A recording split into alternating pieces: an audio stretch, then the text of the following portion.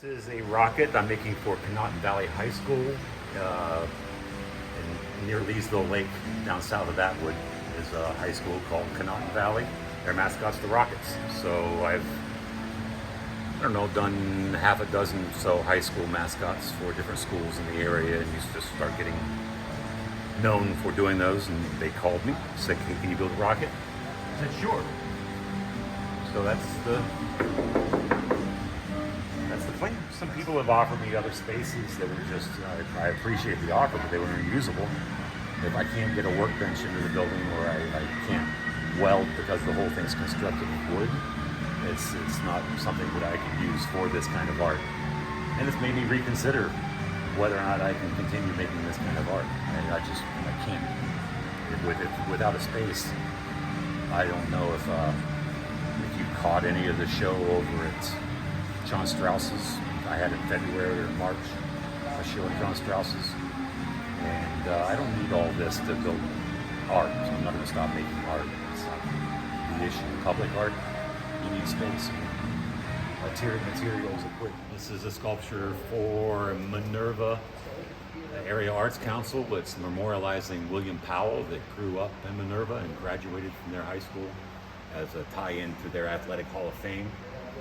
And kind of a swan song for me as far as this technique. I'm really kind of pushing the boundaries of what I'm physically capable of doing with metal, or at least this metal in this technique. And part of the charm, I think, is someday somebody will look at this sculpture and say, "Wow, that took a lot of work," and it might be the most technically difficult or physically difficult sculpture technique ever invented. I'm kind of proud of that. I mean, it's difficult on purpose.